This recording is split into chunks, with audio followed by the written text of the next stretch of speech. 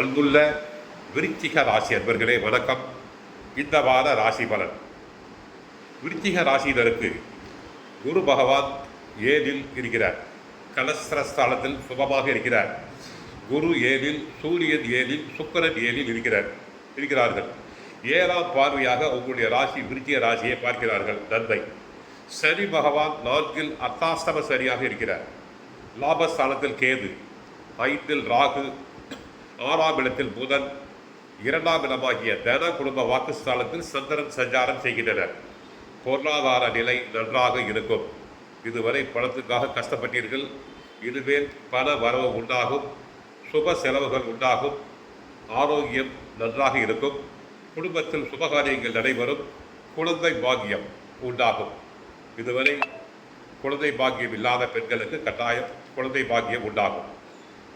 அடிக்கடி கோபம் கூட. சனி 4ல் இருக்கிறார். சில டென்ஷன் கிரகங்கள் இருப்பதால் அடிக்கடி புத்திஸ்தானத்தில் 5ஆம் இடத்தில் செவ்வாய் ராகு இருப்பதால் அடிக்கடி டென்ஷன் ஆகப்படாது, கோபப்படக்கூடாது. வேலை செய்யும் இடத்தில் வேலை பளு அதிகமாக இருக்கலாம். தொழில் வியாபாரம் போன்றவற்றில் நன்றாக இருக்கும். கடன் தொல்லைகள் குறையும். படிப்படியாக தங்களுடைய கடனை தாங்கள் அடைப்பீர்கள். 4ல் சனி இருப்பதால் சிலருக்கு கால் வலி, மூட்டு வலி, பாத வலி, கணுக்கால் வலி இருக்கலாம்.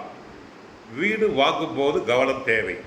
4ஆம் இடத்தில் வீடு மனை வாகனஸ்தானத்தில் சனி பகவான் இருப்பதால் வீடு வாங்கும் போது கவனமாக இருக்க வேண்டும். பத்திரத்தை தாங்கள் கவனமாக சரிபார்த்து வாங்க வேண்டும். இடமாற்றம் உண்டு, உத்தியோக மாற்றம் உண்டு. தாயாரின் உடல் நிலையில் கவனம் தேவை. ஏனென்றால் தாயார் ஸ்தானத்தில் சனி பகவான் சஞ்சாரம் செய்கிறார்.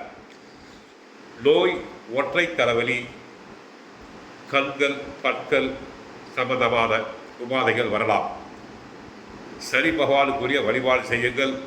முடிந்தால் பல்லாவரம் அருகிலுள்ள அகஸ்தீஸ்வரர் கோயில் சென்று சனி பகவானுக்கு வழிபாடு செய்யுங்கள். நன்மைகள் நடைபெறும். 5ல் ராகு செவ்வாய் இருப்பதால் பிள்ளைகளை பற்றிய கவலைகள் வந்து நீங்கும். மற்றபடி இந்த வாரம் இனிய வாரமாக அமைய வாழ்த்துக்கள். வாழ்க வளமுடன்.